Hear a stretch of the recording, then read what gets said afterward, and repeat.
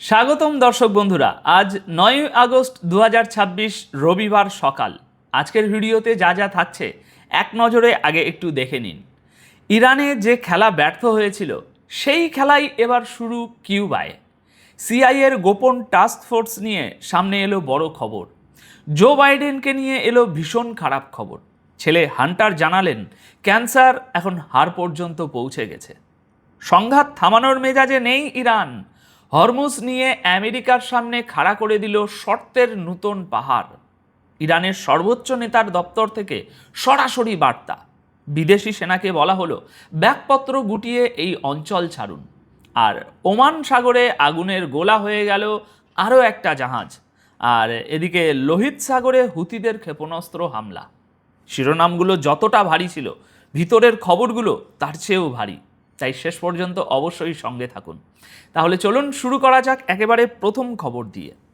দর্শক বন্ধুরা, ইরানে যে খেলাটা আমেরিকা খেলতে চেয়েছিল ঠিক সেই খেলাটাই এবার শুরু হয়েছে আমেরিকার একেবারে ঘরের পাশে কিউবায়। গতকাল রাত পর্যন্ত যে খবরগুলো এসেছে তার মধ্যে সবচেয়ে বড় খবরটি হলো আমেরিকার গোয়েন্দা সংস্থা সিআইএ কিউবার জন্য একটি গোপন টাস্ক ফোর্স তৈরি করেছে। প্রশ্নটা তাই খুব সোজা। ইরানে যে শাসন বদলের স্বপ্ন পূরণ হয়নি, সেই একই স্বপ্ন কি এবার কিউবায় দেখা হচ্ছে? আর সেখানেও যদি ব্যর্থ হয়, তাহলে কি ভেনিজুয়েলার মতো সামরিক পথে হাঁটবে ওয়াশিংটন? প্রতিবেদনগুলো বলছে গত কয়েক মাসের মধ্যেই সিআইএ কিউবার জন্য এই বিশেষ টাস্ক ফোর্স গঠন করেছে। এর উদ্দেশ্য একটাই, কিউবার সরকারের উপর এতটা চাপ তৈরি করা যাতে তারা অর্থনীতি, রাজনীতি এবং নেতৃত্ব এই তিন জায়গাতেই আমেরিকার চাহিদা অনুযায়ী পরিবর্তন আনতে বাধ্য হয়। এই টাস্ক ফোর্সের মাধ্যমে কিউবার ভিতরে নিজেদের কাজ চালানোর জন্য সিআইএ আগের চেয়ে অনেক বেশি অর্থ পাবে, বেশি লোকবল পাবে আর উন্নত প্রযুক্তিও ব্যবহার করতে পারবে। কিন্তু এখানে সবচেয়ে গুরুত্বপূর্ণ কথাটা আসছে, আমেরিকা কিউবাকে এখন দিয়েছে প্রায়োরিটি 1 ইন্টেলিজেন্স মর্যাদা। সহজ ভাষায় বললে, গোয়েন্দা নজরদারির তালিকায় কিউবাকে এখন সবচেয়ে উঁচুর সারিতে তোলা হয়েছে। মানে বুঝলেন? অর্থাৎ রাশিয়া, ইরান আর চীনকে আমেরিকা যতটা বড় প্রতিপক্ষ মনে করে, কিউবাকেও এখন ঠিক ততটাই গুরুত্ব দেওয়া হচ্ছে। এই ছোট্ট একটা দ্বীপ রাষ্ট্র, অথচ তাকে রাশিয়া চীনের সমান তালিকায় বসানো হচ্ছে। এই একটা তথ্যই বুঝিয়ে দিচ্ছে ওয়াশিংটনের পরিকল্পনাটা কতটা গভীর। প্রতিবেদন অনুযায়ী এই টাস্ক ফোর্সের একটা বড় লক্ষ্য হলো কিউবার রাজনৈতিক নেতৃত্বের ভিতরে ফাটল তৈরি করা, যাতে যারা আমেরিকার বিরোধী বলে পরিচিত তাদের জায়গায় এমন লোক উঠে আসেন যারা ট্রাম্পের ওই দাবি দেওয়া সব মেনে নিতে বেশি প্রস্তুত থাকবেন। অর্থাৎ বাইরে থেকে চাপ দেওয়াই শুধু নয়, ভিতর থেকেও সরকার বদলে দেওয়ার একটা পুরো কাঠামো তৈরি হচ্ছে। এখন প্রশ্ন হচ্ছে, কিউবাকেই কেন? দেখুন, এর পেছনে বেশ কয়েকটা কারণ আছে। প্রথমত, কিউবা আমেরিকার একেবারে গা ঘেঁষে অবস্থিত একটা কৌশলগত দেশ, আর সেখানকার সরকার দীর্ঘদিন ধরেই আমেরিকার নীতির বিরুদ্ধে। দ্বিতীয়ত, কিউবা ক্রমশ রাশিয়া ও চীনের কাছাকাছি সরে যাচ্ছে।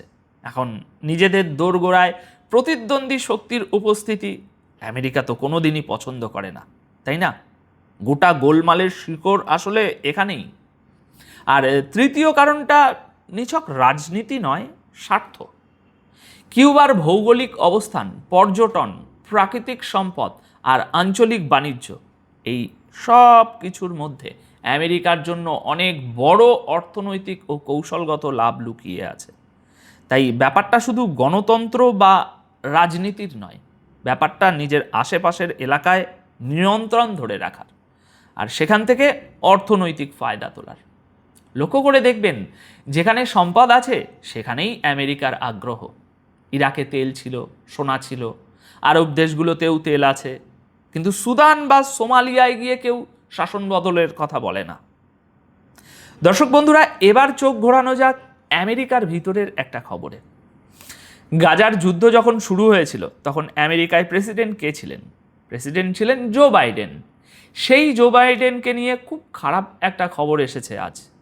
তার ক্যান্সারের কথা আগেই জানা গিয়েছিল, কিন্তু এবার তার ছেলে হান্টার বাইডেন জানিয়েছেন ক্যান্সার এখন বাবার হাড় পর্যন্ত ছড়িয়ে পড়েছে। বিবিসিকে দেওয়া এক সাক্ষাৎকারে হান্টার বাইডেন বলেছেন তার বাবার প্রস্টেট ক্যান্সার শরীরের অন্য অংশে ছড়িয়ে পড়েছে এবং হাড়েও পৌঁছে গেছে। তার কথায় এই অসুখ ভীষণ যন্ত্রণাদায়ক এবং শরীরকে দুর্বল করে দেওয়ার মতো। জো বাইডেন নিজের ক্যান্সারের কথা প্রকাশ্যে জানিয়েছিলেন 2025 সালের মে মাসে। হোয়াইট হাউস ছাড়ার 4 মাসও তখন পূর্ণ হয়নি।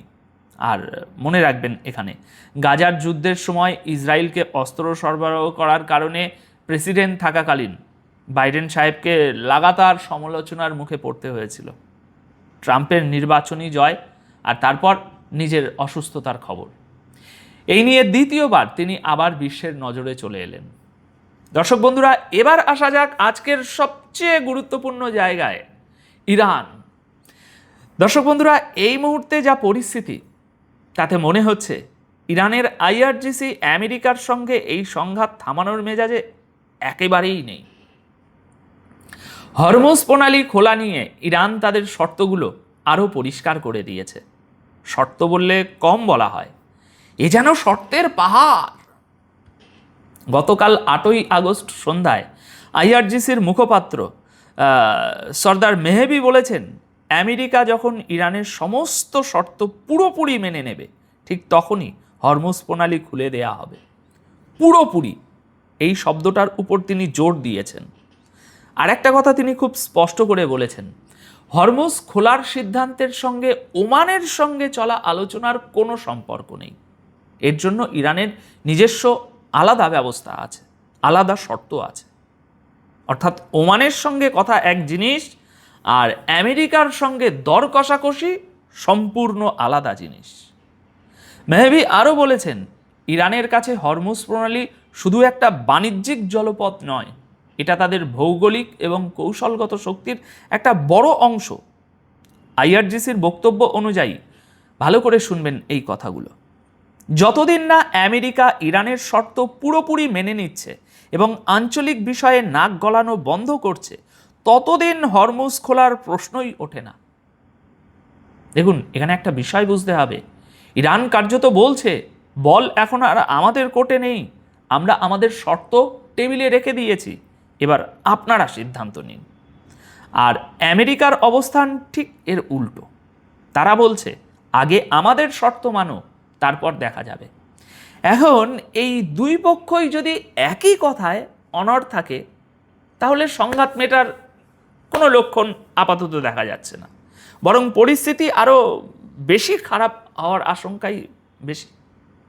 কিন্তু এখানেই বিষয়টা শেষ হচ্ছে না। ইরানের সর্বোচ্চ নেতার দপ্তর থেকেও আমেরিকার উদ্দেশ্যে একটা বড় বার্তা এসেছে, নতুন বার্তা। সর্বোচ্চ নেতার আন্তর্জাতিক বিষয়ক জ্যেষ্ঠ উপদেষ্টা আলী আকবর ভিলায়েতি বলেছেন, আমেরিকা ও ইসরায়েলের পরাজয়ের পর এখন এটা আরও পরিষ্কার হয়ে গেছে যে এই অঞ্চলে থাকা বিদেশি সেনাবাহিনীকে এবার এখান থেকে চলে যেতে হবে। এই বার্তাটা এখন কার উদ্দেশ্যে তা বুঝতে অসুবিধা হয় না। এই অঞ্চলের সবচেয়ে বেশি সামরিক ঘাঁটি তো আমেরিকারই। গতকাল 8ই আগস্ট সন্ধ্যায় আসা এই খবর অনুযায়ী ভিলায়েতি বলেছেন, বিদেশি সেনার উপস্থিতি এই অঞ্চলে নিরাপত্তাহীনতার সবচেয়ে বড় কারণ। তার যুক্তি, অঞ্চলের দেশগুলো নিজেদের মধ্যে সহযোগিতা বাড়ালে তারা নিজেদের নিরাপত্তা নিজেরাই সামলাতে পারে, আমেরিকার প্রয়োজন পড়বে না। সাম্প্রতিক পরিস্থিতির কথা বলতে গিয়ে তিনি আরও বলেছেন, ইরানি সেনাবাহিনীর শক্তি, ইরানি জনগণের সাহস, এই জিনিসগুলোই পরিস্থিতি বদলাতে অনেক বড় ভূমিকা রেখেছে। এখানে লক্ষণীয় হলো, ভিলায়েতি নিজের বক্তব্যে শুধু হরমুজের কথা বলেননি, লোহিত সাগরের কথাও তুলেছেন তিনি। এর মানে ইরান গোটা অঞ্চলের নিরাপত্তাকে একটাই বিষয় হিসাবে দেখছে, শুধু হরমুজ নয়, লোহিত সাগর পর্যন্ত পুরো জলপথটাকেই তারা একই সমীকরণের অংশ মনে করছে। আর ঠিক এই প্রেক্ষাপটেই সমুদ্র থেকে দুটো বড় খবর এসেছে, যেগুলো এই উত্তেজনার ছবিটা আরও পরিষ্কার করে দেয়। প্রথমটা ওমান সাগরের, সেখানে আবার একটা জাহাজে প্রজেক্টাইল দিয়ে হামলা হয়েছে আর তারপর জাহাজে আগুন ধরে যায়। প্রজেক্টাইল মানে হলো ক্ষেপণাস্ত্রও হতে পারে, রকেটও হতে পারে, আবার ড্রোনও হতে পারে।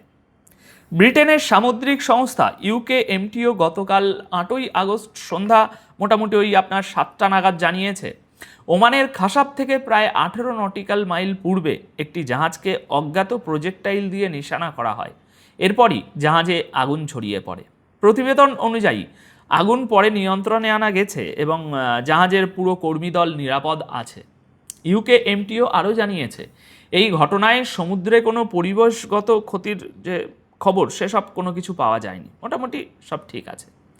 তবে হামলাটা কে চালিয়েছে আর কেন ওই জাহাজকেই বেছে নেওয়া হলো, এই দুটো প্রশ্নের উত্তর এখনও স্পষ্ট নয়। আমার আগের ভিডিওতেই আমরা আপনাদের সংযুক্ত আরব আমিরাতের একটা জাহাজে হামলার কথা জানিয়েছিলাম, মনে আছে তো? সেই হামলার পিছনে ইরান ছিল বলেই এখন জানা যাচ্ছে। আর সংযুক্ত আরব আমিরাত, সৌদি আরব সহ আরব দেশগুলো এই ঘটনার নিন্দা করেছে। আমিরাত সেটাকে জাতিসংঘের প্রস্তাবের পরিপন্থী বলে উল্লেখ করেছে এবং জানিয়েছে যে এই ধরনের কাজ কোনোভাবেই ঠিক নয়। আর আজকের এই জাহাজে হামলার যেসব খবর, এই খবরে আজকের দ্বিতীয় খবরটা এসেছে ইয়েমেন থেকে। হুতিরা আবার ক্ষেপণাস্ত্র হামলা চালিয়েছে, আর এবার নিশানা লোহিত সাগর। ইয়েমেনের স্বীকৃত সরকারের সেনাবাহিনীর বক্তব্য অনুযায়ী হুতিরা তাদের তাইজ প্রদেশ থেকে লোহিত সাগরের দিকে বেশ কয়েকটা ক্ষেপণাস্ত্র ছুড়েছে। ইয়েমেনি সেনার সরকারি সেনার নজরদারি ও টহল দল নাকি নিজের চোখে ওই ক্ষেপণাস্ত্র উৎক্ষেপণ হতে দেখেছে। তারপর এই তথ্য প্রকাশ করা হয়।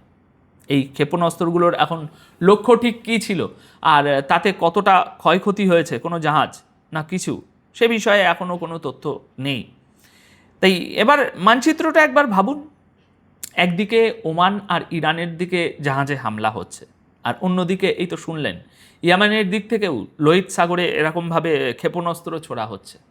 দুটো কিন্তু আলাদা জায়গা, এদিক আর এদিক, কিন্তু চাপটা পড়ছে এক জায়গায়, গোটা অঞ্চলের সমুদ্র বাণিজ্যের উপর।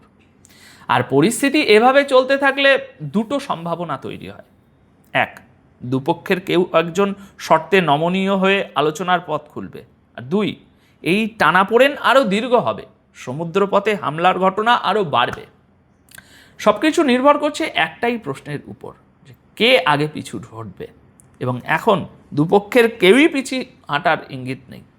আর কিউবার ক্ষেত্রেও নজর রাখতে হবে। সিআইএর এই টাস্ক ফোর্স যদি ভিতর থেকে নেতৃত্ব ভাঙতে ব্যর্থ হয়, তখন ওয়াশিংটন কি সত্যি ভেনিজুয়েলার মতো অন্য কোনো পথ বেছে নেবে?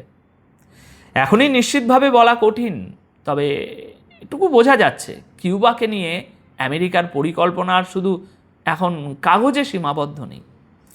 আমেরিকা একদিকে নিজের ঘরের পাশে কিউবায় শাসন বদলের কাঠামো তৈরি করছে, অন্যদিকে মধ্যপ্রাচ্যে ইরান তাদের শর্তের পাহাড় খাড়া করে দিয়েছে এবং বিদেশি সেনাকে অঞ্চল ছাড়ার সরাসরি বার্তা দিয়েছে। আর এই দুই চাপের মাঝখানে ওমান সাগর থেকে লোহিত সাগর পর্যন্ত জলপথ ক্রমশ অশান্ত হয়ে যাচ্ছে।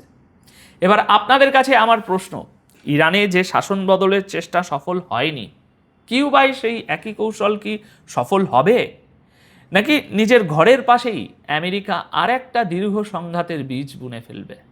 আপনাদের মতামত কমেন্ট বক্সে অবশ্যই জানাবেন। ধন্যবাদ, সবাই খুব ভালো থাকবেন, সুস্থ থাকবেন।